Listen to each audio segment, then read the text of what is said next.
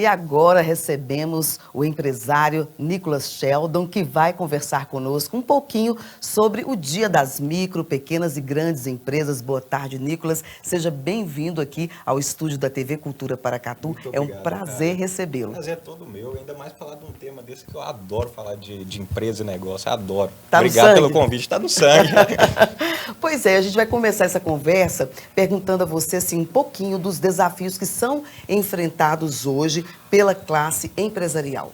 Cara, então, deixa eu até comentar com você uma pequena história, para a gente dar um contexto a isso aí. Eu acredito que hoje o maior desafio do empresário é o próprio Estado. Olha para você ver, tem um cara que chama Ellis White, lá nos Estados Unidos, que ele era um magnata do petróleo. E aí ele criou uma inovação de extração de petróleo e tudo mais. O Estado ficou doido com aquilo. E o Estado começou a fazer regras, política de preço, cerceando mesmo o poder de crescimento dele. Nisso, com esse poder todo do Estado, um poder autoritário, o Estado queria estatizar a extração de petróleo. Aí o Ellis White não abriria mão da sua liberdade econômica, né? Então, o que ele fez? Ele sumiu. Sumiu, mas só que antes disso ele colocou fogo no campo de petróleo dele. E deixou uma placa lá na porta. Ó, vocês queriam minha empresa? Estou deixando do jeito que eu encontrei. Tome, é suas. Nossa. Ou seja, o Estado hoje é o principal algoz do empresário. Para você ter uma ideia, o Brasil hoje ocupa a 124ª posição do ranking de 190 países de facilidade de negócio. Olha para você ver, estamos aí muito abaixo. Um país da África está na nossa frente. Tem uma pedra no meio do caminho, Exato. né? E o Estado é o principal motivo disso. E quando você diz que o Estado é o principal algoz, você enxerga, você vislumbra, você entende que isso deve ser, como isso deve ser mudado? Qual o primeiro passo? Primeiro passo, a gente tem que tratar a economia com uma forma mais liberal de ser, abertura de mercado. Por quê? Quanto maior a liberdade econômica, maior é a participação do indivíduo na economia e menor é o peso do Estado. Ou seja, a gente não tem, olha para você ver. Todos ganham. Todos ganham. Olha para você ver, um exemplo nítido disso é Dubai. Dubai tinha uma política de preço de 0% de imposto sobre os empresários. Lá, 20% era sobre comércio, não derivado de petróleo, que eles eram grandes produtores, e de turismo. Olha para você ver, fizeram uma estratégia diferente. A gente tem também os países nórdicos, que lá a carga tributária é altíssima, chega a 50% de taxação. Só que lá os caras têm um poder maior, uma liberdade econômica muito maior. Mas, né, estamos no Brasil, a gente precisa mudar isso, implantar uma política mais liberal. Sou extremamente a favor de quanto menor o Estado, melhor é para todos os indivíduos. É verdade, Nicholas, isso é importante a gente discutir Muito. e levar sempre a essa reflexão, a um debate Sim. sobre o assunto. Agora, com relação ao município de Paracatu, quais as demandas que você vê aqui que estão sendo necessárias nesse momento? Bacana, boa pergunta. Eu vejo hoje que falta muito empreendedorismo jovem, uma participação maior do jovem para ser empresário. Por quê? Na época, por exemplo, do meu pai, do meu avô, eles já trabalhavam, já criavam seus negócios, faziam negócio. Meu avô era comerciante de verdura, então gostava muito de girar, né? E hoje falta isso no jovem. A gente precisava inserir na escola, na grade curricular, um processo de ensino mesmo, de como ganhar dinheiro, de como ser um empresário, de como o jovem pode crescer nesse mercado empreendedor, cara. E eu acho que é muito importante a participação do jovem nesse quesito.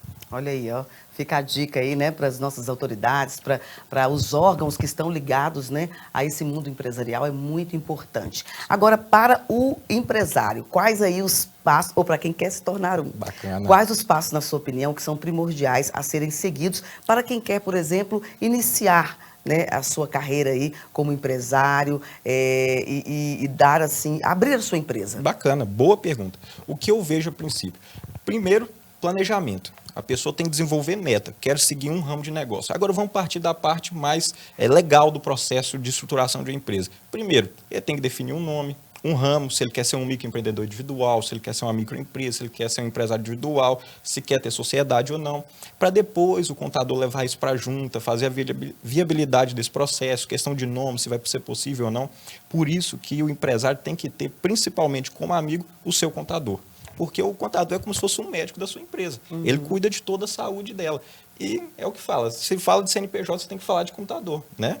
E o contador realmente é aquele que vai passar as maiores informações atualizadas Exato. de como ele deve, né, Exato. proceder. Porque, cara, hoje a Receita Federal é todo dia uma informação nova. Às vezes o contador fica sufocado de pressão. Imagina o empresário que tem que focar no negócio dele, o contador fica só por conta daquilo. E ainda é difícil. Então, eu creio que falta mais dos empresários uma amizade com o seu contador, trazer o contador a mais para si, entendeu? Para realmente ter um entendimento Isso, do que está sendo feito e do que precisa ser feito, né? Sim.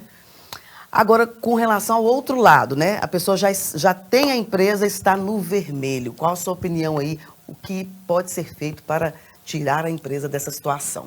Eu volto no mesmo princípio de planejamento. A gente tem que replanejar. Se algo não deu certo, vamos replanejar. Como a gente faz isso? Primeiro, cortando gasto, que a empresa não necessita de ter, fazendo aquela divisão pessoal. Existe a pessoa física do empresário e a pessoa jurídica. Ele não pode ficar fazendo essa confusão entre os bens dele, jurídico, físico, é o que mais atrapalha. Né? Aí chega, não, pegar dinheiro da minha empresa aqui, depois da minha pessoa física, aí fica aquela confusão. E isso é extremamente ruim para a empresa, extremamente ruim. Então, olha, você que é empresário, consulte o seu contador, analise seus livros, seus balancetes, é importante. É importante. A gente tem que pôr na cabeça das pessoas que o contador não é inimigo, é um amigo e que você precisa dele para manter sua empresa numa célula muito saudável, né? Eu acredito muito nisso. E o Nicolas, ele é novinho e já com essa expertise, né? Eu quero deixar o espaço para que você, então, nesse dia, deixe uma mensagem. Se as pessoas quiserem saber mais sobre o assunto, onde te encontram, né? Você deve ter aí o seu Instagram, suas redes sociais. Eu deixo o espaço para que você realmente possa deixar uma mensagem para os futuros, os atuais microempresários, né? Pequenos empresários, de modo geral, a classe empresarial. Bacana, obrigado novamente, viu, por esse espaço.